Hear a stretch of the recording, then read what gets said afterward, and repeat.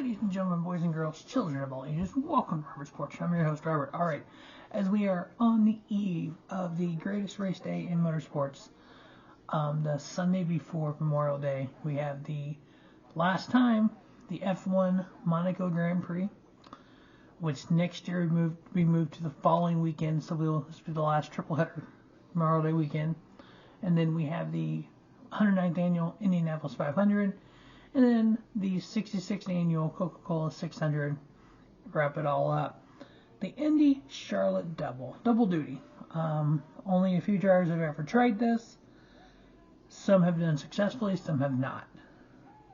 So in the history of this, since 1994, there's been, until 2025, 11 attempts. The first year was 1994 and John Andretti.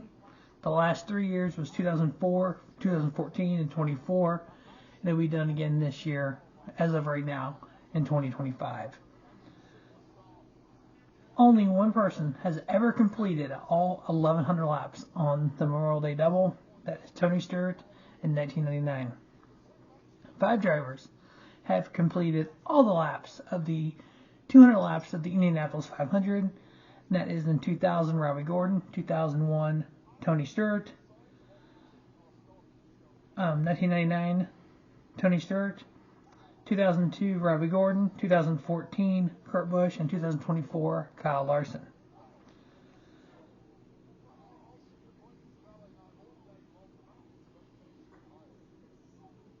The best Charlotte finish on the second end of that doubleheader, like I said, was 2001 with Tony Stewart finishing third.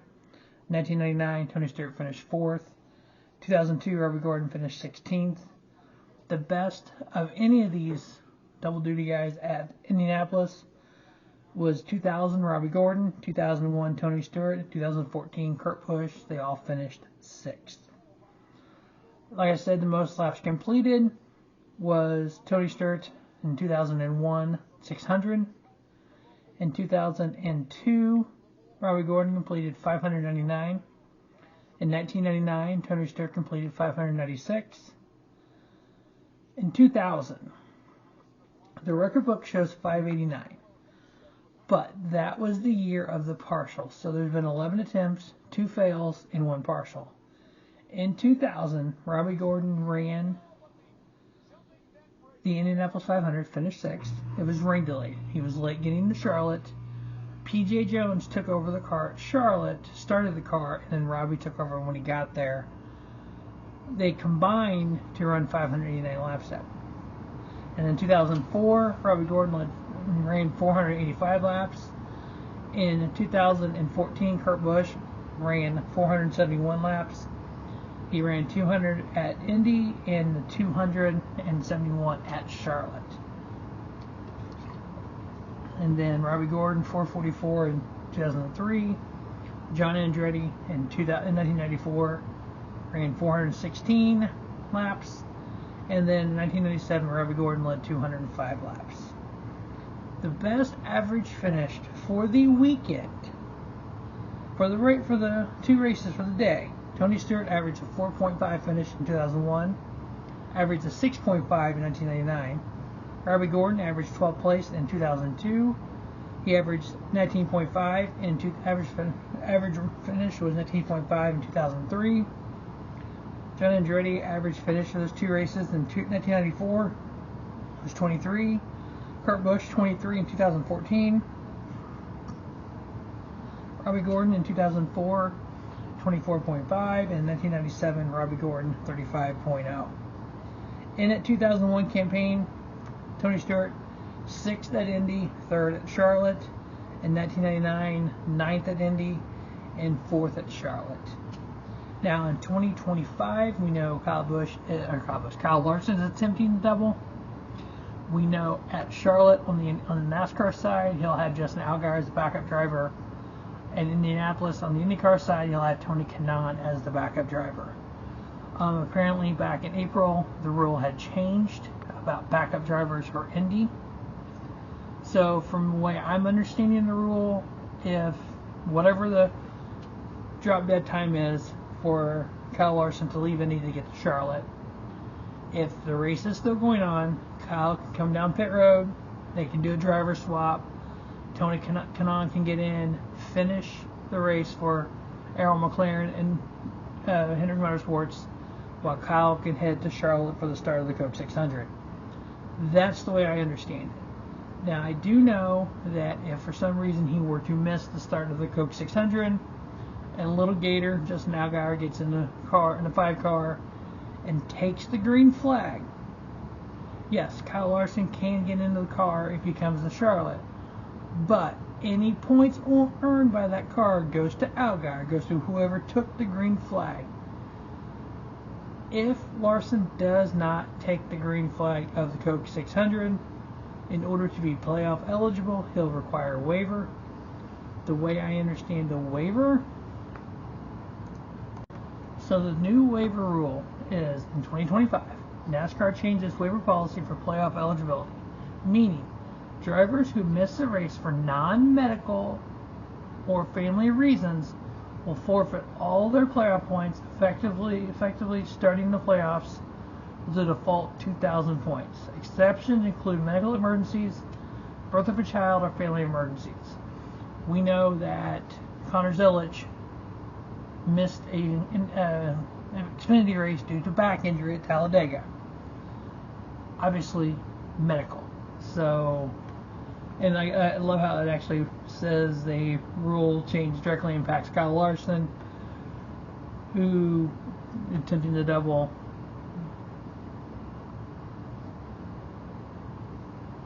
Which, I like the rule, but I also don't like the rule.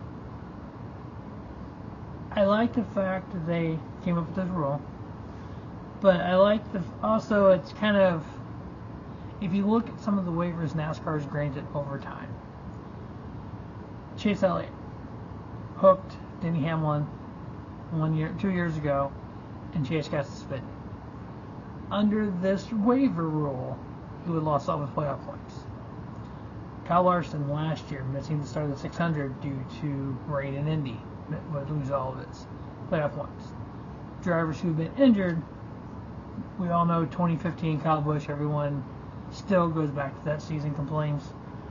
He would not, because it was medical. So, snowboard, Chase Elliott, when he got his waiver, technically medical. Alex Bowman, when he had his neck injury from the sprint car, technically medical. So, there's kind of that fine line. I know some people have said this rule was made for Larson, blah, blah, blah.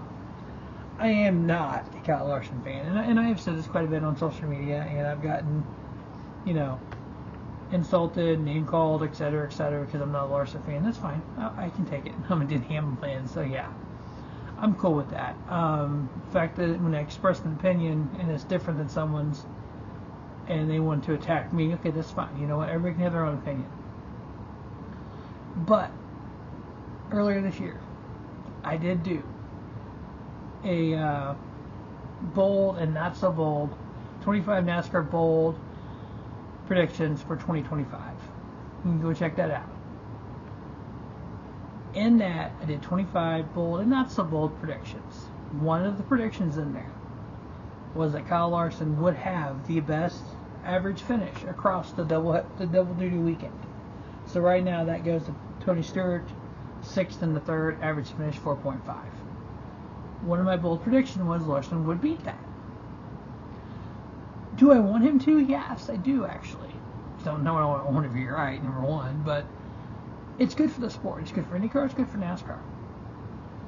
What I don't want is, just like last year, the entire week leading up to those two races, Mr. H, Kyle Larson, Jeff Gordon, all on NASCAR radio.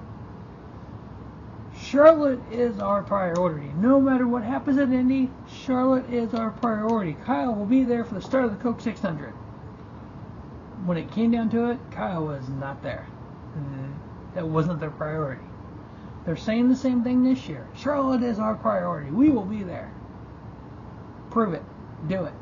If you do it, I'll stop. But these are my opinions. And that's the thing, though. Right or wrong. Because the thing is, opinions cannot be wrong. Because they're an opinion. But, plain and simple, It's good for both sports. It's been done 11 times. I want to see it done more. I like when it was done almost every year. 94, 95, 97, 99, 2000, 2001, 2, 3, 4. I know Kyle Busch has talked about he had a deal in place, a handshake deal in place. But Joe Gibbs said nope, and that deal went to Kyle Larson. So I would like to hope that Kyle Busch can hook something up for next year, which would be pretty cool, but we'll see. But hey, we'll see what happens. The double duty, some little facts and nuggets for it. It's been done. It's been attempted 11 times, successfully done 8, with number 9 being 2025. Only time will tell. Let's hope Mother Nature stays away so there's no what if, this, that, the other, this waiver, whatever happens. Run Indy, fly to Charlotte, run Charlotte. We'll call it good. Have a great weekend. As always, thanks for watching Rubber Sports Show. Stay tuned for the preview of the 2025 Coca-Cola 600. As always, thanks for watching Rubber Sports Show. Don't just have a great day. Have a spiffy day. Rubber Sports Show, your YouTube leader in sports content.